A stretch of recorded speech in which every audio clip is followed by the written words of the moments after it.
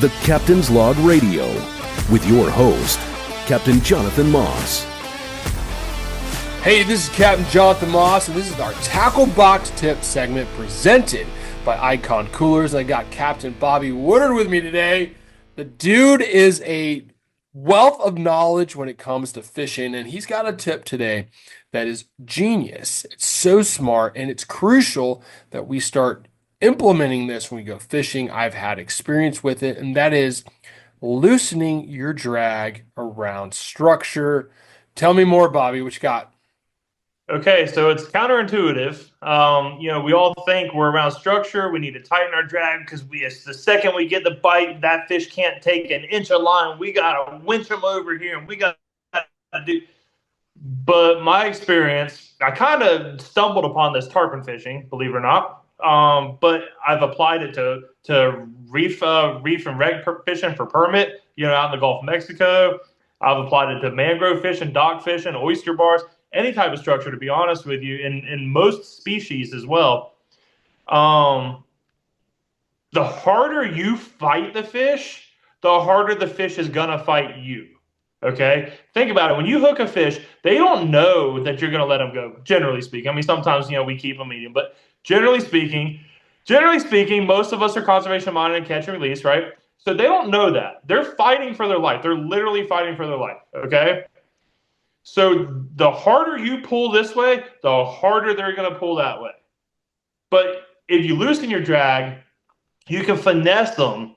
It's the same concept. I'm sure you've done this 1,000 times snook fishing, Jonathan.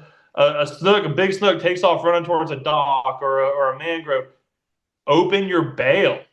Like, not just loosen your drag, legit open your bail and point the rod tip dead at that fish. Yeah. What do? They stop. Yeah. They stop dead in their tracks and more often than not turn around and start swimming back towards the boat away from the mangroves. And you can let them go, then close the bail, then go ahead and fight them and land them. Same thing with grouper. A grouper rocks you up in structure, down on the bottom. You open your bail, or if you're in a conventional, you go, pull the lever, you go to free spool, you stick that rod in a rod holder, you sit down, you eat a sandwich. You don't sit there and you keep playing with it, right? You stick that rod in a rod holder, you forget about it. And then you look over, and next thing you know, you see your line moving. That fish came out of that rock, out of that crevice, that canyon, and you can go ahead and, crank back down on it, and get it. I had that happen shallow water grouper fishing in Tampa Bay years ago with a buddy of mine. We had a grouper rock us up 4 times. 4 times he rocked us up, and we got him out, and we finally landed him. It was a 33-inch gag grouper in 10 feet of water in Tampa Bay. Heck yeah. So, here's the other side of that. That fish is running into the mangroves, which is covered in barnacles. If you have tension on that line, yes, what's going to happen? It's going to break a whole lot faster. Yes. But if you are opening your bail and that fish swims in there and there's no tension, even if the fish does 13 circles around the mangroves, the line is loose. So as he's swimming, it's just coming with him. It's not wrapping up and getting tight. Same thing if you're fishing tarpon down in the Keys around the bridges. That fish 100%. swam through the bridge and then going around the bridge and back through the bridge. And you have to, sometimes you see guys, and I don't recommend this, you see guys jump in the water and swim around the bridge and try to untangle it. I don't recommend that in the Keys around those bridges. There's too many crazy sharks. Don't do that. That's crazy. But opening your bail and that fish swimming around, you're going to avoid breaking off. I just did an episode, season 6, with Captain Chris Argerio. We were permit fishing, and he told me, okay, I'm that guy that I went back to like years of fishing and habit. He told me when that permit eats and starts digging down, he said, open your bail, loosen drag, get rid of the tension. And that fish took off, and the first thing I did, man, is I went to palm the spool and kind of slow it down. He's like, no. Pow! Popped. I pulled the hook. And he looked at me, he said, when the fish starts digging, if you open the drag for these permit, they literally will stop swimming down, and they will come right back up to the surface. 100%. And then he hooked one, and sure enough, it took off. He just loosened the drag, let it go, and then all of a sudden, came right back up. It's the craziest thing. I am not used to doing that when I'm offshore, near shore. Usually, I got a big fish on the bottom and it's crank, crank, crank. Turn that handle, don't stop, turn the handle to get those fish out of the rocks. But it's amazing. You're right. You're absolutely right. When you take the tension off of the fish, they chill out. And think about this. People are going to argue, well, Jonathan, you're going to lose that fish. No, because when that fish first bit, what'd you do? You set the hook, and hopefully you're driving that hook all the way home.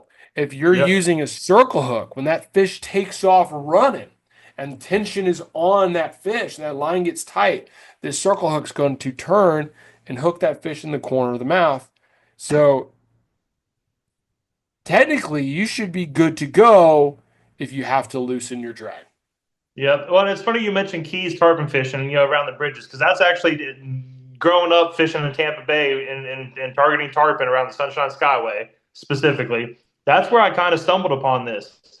So, we're anchored up in between the stalls and we hook a fish and, we got to anchor, and this is pre-spot lock, to date myself, where, so you got to go up, one buddy has the fish on, somebody else has to go up and undo the anchor and toss it over with the buoy and then crank the boat and then try to spin the boat. So all this is happening while you hook this fish, right? And I started realizing 95% of the time you hook this tarpon, where do they run? They run down tide, with the tide. That's the path of least resistance. They run with the tide away from the bridge. Okay? However, if you got this super tight drag because you're like, oh my goodness, I'm fishing around structure, I have to have a tight drag. By the time we throw the anchor, crank the boat, spin the boat, do all this, we stopped their run away from the bridge, and then they turn and run back towards the boat, which is also back towards what? The bridge. Yeah. So if you just have a looser drag, you hook that fish, they run away from the structure for you. You just undo your anchor ball or kill your spot lock or whatever. Let the boat drift away from the bridge. Just let that fish keep running. We all have full spools of line, right? Let that fish just keep on running, get way out in the bay away from the bridge. Then you tighten your drag down and you put the wood to them. You can fight them and you land them quick. And you turn around, you go back into your stall and you put baits out and you hook another one. Yep. Love it. No, it's all about being a smart and efficient angler using that drag. It's not just about having a tight drag, but using that drag for the current situation you're in with that battle with that fish. Sometimes it's a tighter drag, sometimes it's a looser drag, but in this situation, when that fish is running to its structure, whether that be rocks on the bottom around a bridge or mangroves or docks, loosening that drag can make all the difference in turning that fish, to get that fish to stop fighting and to chill out and swim out of that area so that you can tighten the drag down and put some more heat on them and get them to the boat. What a great tip, dude. Absolutely love it. If you're not doing that already, give that a try, see how it plays out. And I'd love to hear about how that works out for you. Captain Bobby Woodard, thank you so much, man. I appreciate the tip. This is Captain Jonathan Moss. This is Captain Long's radio show, Tackle Box Tip segment presented by Icon Coolers. We'll see you guys next time. Thanks for listening to the Captain's Log Radio with your host, Captain Jonathan Moss.